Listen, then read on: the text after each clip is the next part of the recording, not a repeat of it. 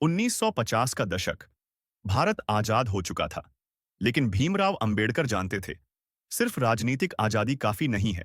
अगर समाज में इंसान इंसान के बीच भेदभाव, छुआछूत और जातिवाद बाकी रहेगा, तो असली आजादी अधूरी है। भीमराव अंबेडकर का पूरा जीवन जातिवाद से लड़ने में बीता। बचपन से लेकर आखिरी सांस तक उन्होंने देखा और महसूस किया कि जाति प्रथा सिर्फ एक सामाजिक व्यवस्था नहीं, बल्कि करोड़ों लोगों की आत्मा को कुचलने वाली बेड़ियां है। उन्होंने कई बार हिंदू समाज को भीतर से सुधारने की कोशिश की। सबसे पहले उन्होंने मंदिर प्रवेश आंदोलन चलाया। उनका मानना था कि ईश्वर सबका है और किसी को भी जाति के नाम पर मंदिरों से दूर रखना अन्याय है। उन्होंने चावदार तालाब आंदोलन किया ताकि दलितों को भी सार्वजनिक पानी के स्रोतों से पानी लेने का हक मिले। यह एक साधारण मांग लगती थी, लेकिन उस समय यह बराबरी का बड़ा ऐलान था।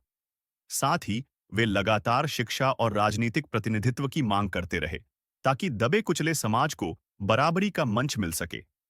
लेकिन बार बार उन्हें एक ही हकीकत सामने दिखी। जाति प्रथा की जड़ें इतनी गहरी हैं कि इन्हें सिर्फ सुधार से खत्म नहीं किया जा सकता। यह व्यवस्था उन लोगों के लिए भी धर्म बन चुकी थी जो इसमें पीड़ित थे। इसी निराशा और गहरी समझ से डॉ. अंबेडकर ने वह ऐतिहासिक वाक्य कहा था, मैं हिंदू के रूप में पैदा हुआ हूं, लेकिन हिंदू के रूप में मरूंगा नहीं। यह सिर्फ एक घोषणा नहीं थी, बल्कि उनके जीवन का निष्कर्ष था।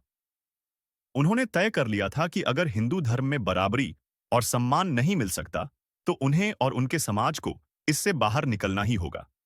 यानी यह वह मोड़ था जहां अंबेडकर ने जातिवाद के खिलाफ अंतिम लड़ाई के लिए एक नया रास्ता चुना, धर्म परिवर्तन। 14 अक्टूबर 1956। नागपुर का दीक्षा भूमि इतिहास के सबसे बड़े सामाजिक और आध्यात्मिक आंदोलनों का गवाह बना। वहां चारों ओर उम्मीद, जोश और एक नए जीवन की चाह दिखाई दे रही थी। लाखों लोग इकट्ठा हुए थे, वे लोग जो सदियों से छुआछूत, भेदभाव और अन्याय का दर्द झेलते आए थे। इस ऐतिहासिक क्षण में डॉमरियो भीमराव अंबेडकर ने अपनी पत्नी सविता अंबेडकर और लगभग 5 लाख अनुयायियों के साथ बौद्ध धर्म को अपनाया।